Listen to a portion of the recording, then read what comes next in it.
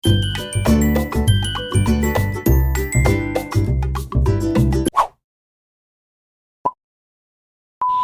soon to be registered public servant. So, malapit na naman ang civil service examination kaya sasamahan ko kayo sa inyong pagre-review.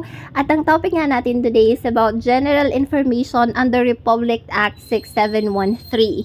And this is going to be a review with me part 9. So, if you haven't watched the first 8 parts of this video, I'll just put the link of those in the description box down below just so you can review those as well. And so yes, let's go ahead and start with knowing what's the direction first kasi sobrang importante po yan pagdating sa civil service exam.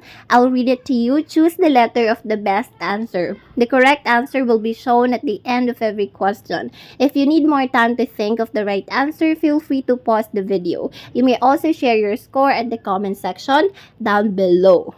So, I hope you wouldn't do Google search or anything like that. Let's test out kung gaano tayo kagaling pagdating sa Republic Act 6713. So, let's begin with question number 1.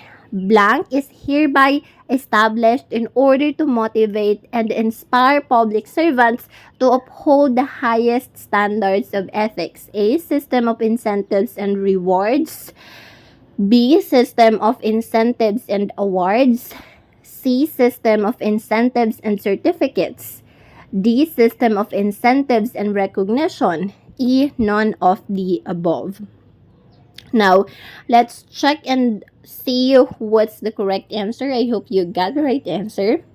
So, the correct answer is letter A, System of incentives and rewards. So, good job if you got the right answer. You can see me clapping right there. So, on to the second question.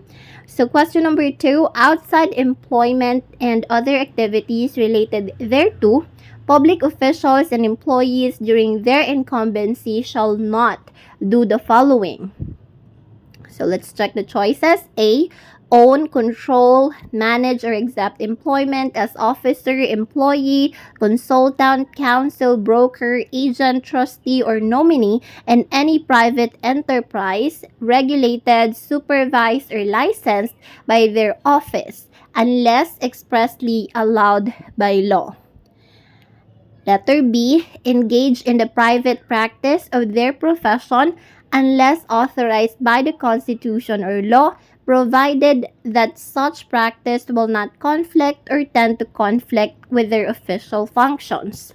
C. Recommend any person to any position in a private enterprise which has a regular or pending official transaction with their office.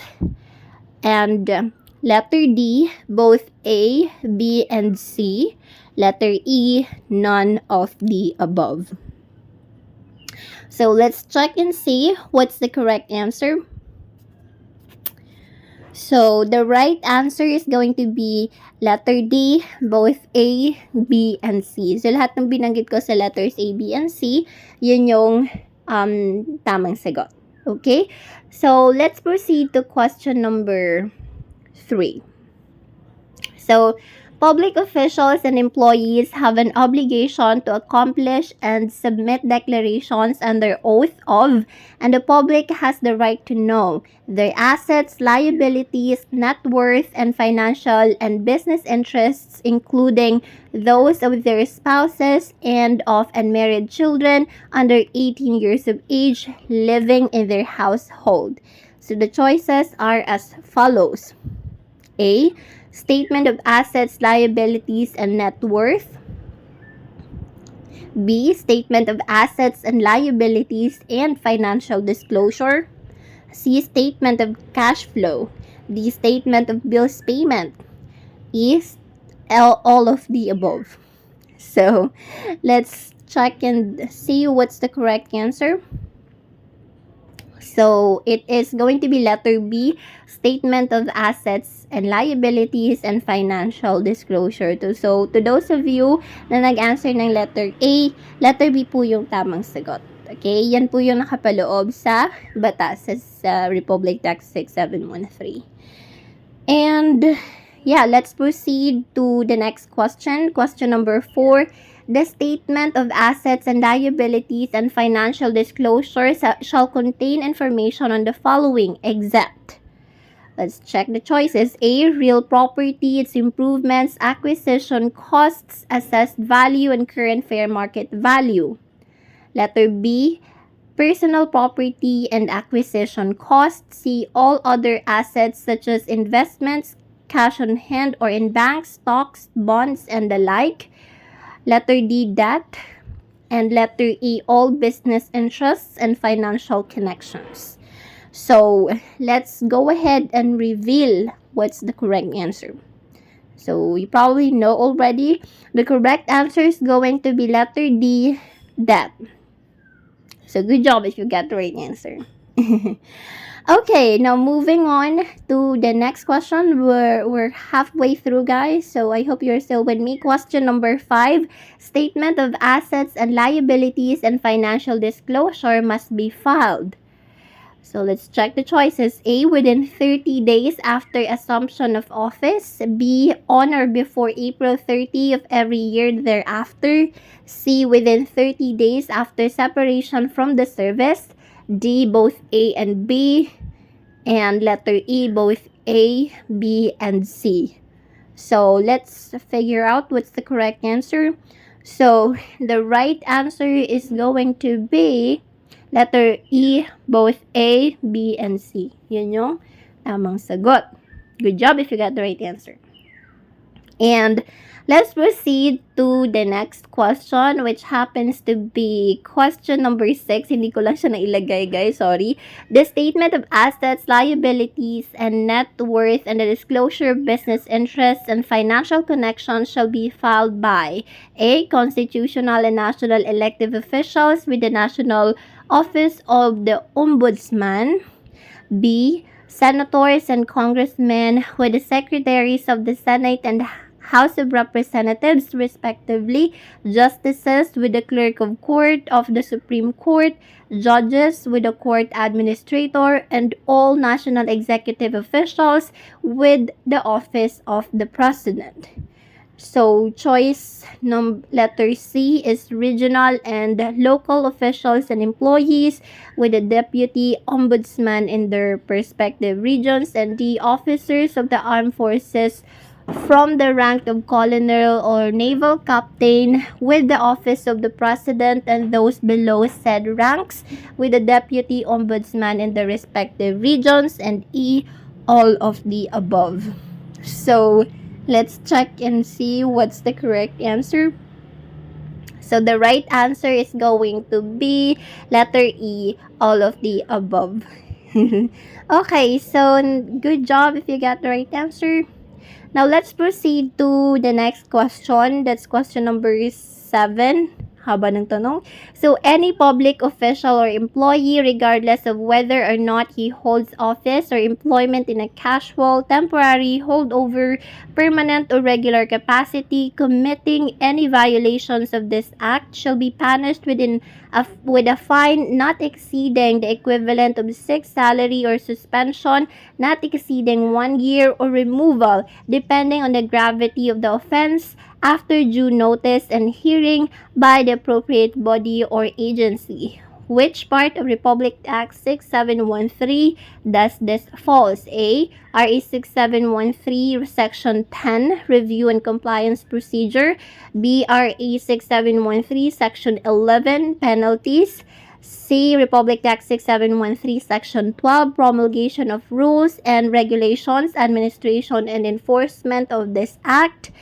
And D, RA 6713 Section 13, Provisions for more stringent standards. And E, none of the above. So let's check and see what's the correct answer. So the right answer is going to be letter B, Republic Act 6713 Section 11, Penalties. So good job if you got the right answer. And yeah, let's proceed to question number 8. So question number 8 says, nothing in this act shall be construed to derogate from any law or any regulation prescribed by any body or agency which provides for more stringent standards for its officials and employees. Which part of Republic Act 6713 can you find this information? So let's check the choices. A. Section 13, provisions for more stringent standards. B. Section 14, appropriations. C. Section 15, separability clause. D. Section 16, repealing clause. And A. Section 17, effectivity. So yeah, let's check and see what's the correct answer. Berap yung tanong, but I hope you got the right answer. That's letter A, Section 13, provisions for more stringent standards. So, good job if you got the right answer. Alright, now let's proceed to question number 9. So, question number 9 says, all laws, decrees, and orders or parts thereof inconsistent herewith are deemed repealed or modified accordingly unless the same provide for a heavier penalty. Under which section is this? So the choices are as follows. Letter A, Section 16, repealing clause. B. Section 15, separability clause. C. Section 14, appropriations. D. Section 11, penalties. E. None of the above. So let's check and see what's the correct answer. And yes, the correct answer is going to be Section 16, repealing clause, and that is letter A. Good job if you get the right answer. Now, on to the last question, finally. So, the last question is going to be this. It shall be unlawful for any person to obtain or use any statement filed under this act for any purpose contrary to morals or public policy and any commercial purpose other than by news and communications media for dissemination to the general public. So, let's find out what the choices are. A. Unlawful acts. B. Prohibited acts. C. Unnecessary acts. D. Both A and B. And E. None of the above. So, let's figure out what's the correct answer. So, the correct answer is going to be letter B, prohibited acts. So, good job if you get the right answer. And that is it, guys. I hope you were able to learn something from this video. Please like this video if you liked it and also comment down below. I would appreciate that. You can also consider sharing this video to those civil service exam takers as well, and most importantly, don't forget to subscribe to my channel for more civil service exam review related topics like this. And yes, I'll see you again next time. Bye.